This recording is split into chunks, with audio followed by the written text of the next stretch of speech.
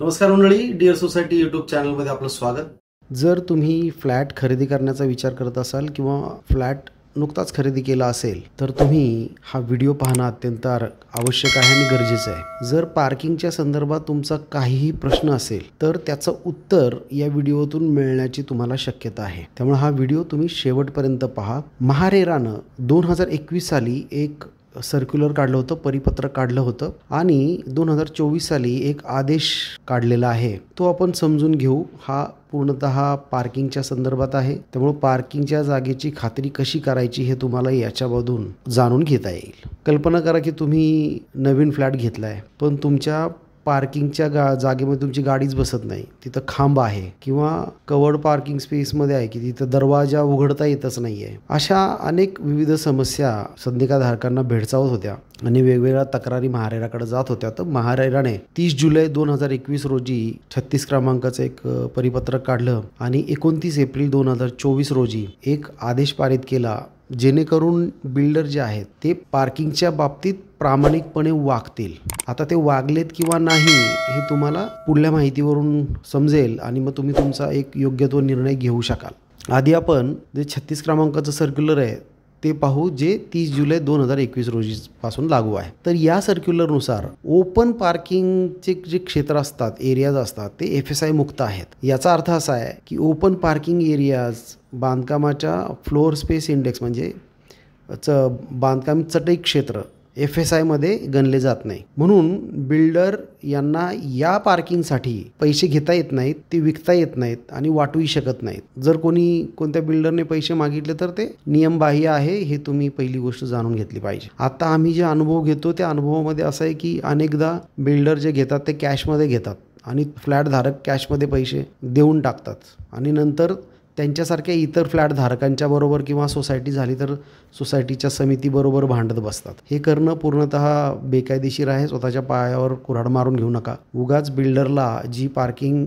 विकण्याचा वाटू शकण्याचा अधिकार नाही त्यासाठी बिल्डरला पैसे देऊन स्वतःची फसवणूक करून घेऊ नका. त्याचबरोबर असं आहे की साईटवरती स्पष्ट चिन्हांकित केलेली असली पाहिजे पार्किंग. प्रत्येक गराज, कव्हर्ड पार्किंग स्पेस किंवा ओपन पार्किंग एरिया त्या जागेवरती जे मंजूर झालेलं आहे बांधकामाकडे त्यानुसार स्पष्ट चिन्हांकित केले असले पाहिजे. त्याला पार्किंगला क्रमांक दिलेला असला पाहिजे आणि त्याच्या संबंधितला जो नकाशा आहे तो तुमच्या ॲग्रीमेंट बरोबर जोडला गेलेला असला पाहिजे. त्याचबरोबर तिसरा नियम असा आहे की जे तुम्ही खरेदीचा करारनामा करता त्याच्यामध्ये पूर्ण तपशील द्यायचा आहे. तुम्ही गॅरेज किंवा कवर्ड पार्किंगसाठी पैसे देत असाल तर ॲग्रीमेंट फॉर सेलमध्ये त्याचा प्रकार, त्याचा क्रमांक, पार्किंगचा प्रकार, पार्किंगचा क्रमांक, पार्किंगचा आकार आणि नेमकं स्थान नमूद केलं गेलं पाहिजे. आणि नेमकं स्थान नमूद करण्यासाठी चतुर्सीमा या नमूद करणं गरजेचं आहे.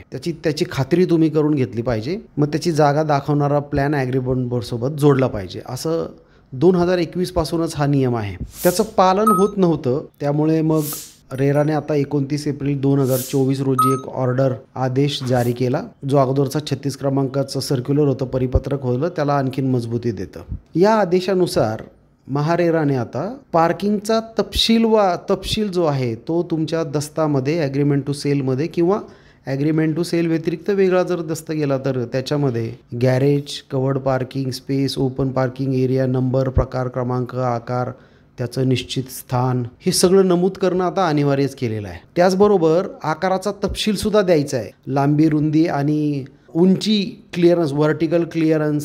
जर समजा तिथे मेकॅनिकल पार्किंग असेल तर व्हर्टिकल क्लिअरन्स किती, म्हणजे तुमची गाडीसाठी पुरेची उंची मिळेल याची खात्री करण्यासाठी हा नियम करण्यात आलेला आहे. त्याचबरोबर प्लॅनिंग अथॉरिटीने ज्यांनी तुमचं प्लॅन मंजूर केलेलं आहे, लेआउट मंजूर केलेला आहे, तर तो प्लॅनसुद्धा आता ॲग्रीमेंट टू सेलबरोबर जोडावा लागणार आहे. आणि हा जो क्लॉज आहे हा परिच्छेद तुमच्या करारनामामध्ये असणं अनिवार्य केलेलं आहे आणि तो नॉन निगोशिएबल आहे. तो असलाच पाहिजे आणि तो नियम जर पाळला नाही तर विकासकाला ऑर्डर नंबर 38 नुसार त्याच्यावरती कठोर कारवाई करण्याची आता तरतूद करण्यात आलेली आहे. म्हणजे पार्किंगची जर विक्री केली असेल, त्यासाठी पैसे घेतले असतील तर तुम्ही तुमच्या करारनाम्यामध्ये त्याचा स्पष्ट उल्लेख आहे की नाही याची खात्री केली पाहिजे.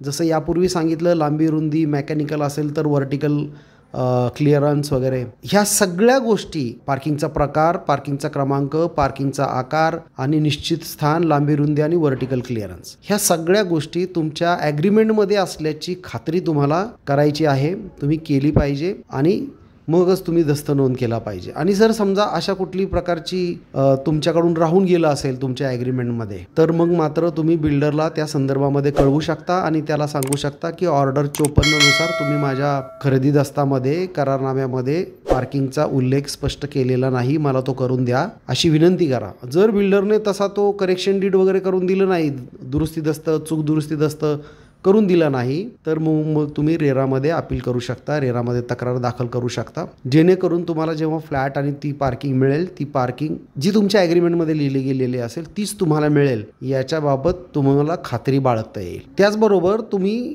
तुमचा प्लॅन पण मागून घेतला पाहिजे. ज्यावेळी तुम्ही फ्लॅट खरेदी करता त्याच्यापूर्वीच तुम्ही प्लॅन समजून घेतला पाहिजे. महत्त्वाचं म्हणजे तुम्ही ओपन पार्किंग ज्यामध्ये FSI नाही, बिल्डरला विचारा ही पार्किंग मला तुम्ही देताय त्याच्यामध्ये FSI आहे का. जर बिल्डर नाही म्हणाला तर त्याला एकही रुपया त्या पार्किंगसाठी देऊ नका. तो तुमचं आर्थिक शोषण असेल, तुम्ही तुमची आर्थिक फसवणूक करून घेताय असा त्याचा अर्थ होईल आणि मग तुमच्या पदरी निराशा भविष्यामध्ये पडण्याची 100% शक्यता राहतेच. त्यामुळं तुम्ही या गोष्टींची काळजी घेतली पाहिजे. अशाच इतर माहितीसाठी, रेराच्या नियमांसाठी डिअर सोसायटी चॅनल सबस्क्राईब करा. जर तुम्हाला ही माहिती आवडली असेल तर व्हिडिओ लाईक करा, सबस्क्राईब करून ठेवा, चॅनल नोटिफिकेशन ऑन करून ठेवा. आणि जर तुम्हाला काही प्रश्न असेल तर कमेंटमध्ये तुम्ही प्रश्न विचारू शकता. जर शक्य असेल आम्ही उत्तर देऊ, अथवा तुमच्याबरोबर एक ऑनलाईन मीटिंग लावली जाऊ शकते ज्यामध्ये तुमच्या सगळ्या प्रश्नांची उत्तरं आम्ही देऊ शकू. धन्यवाद.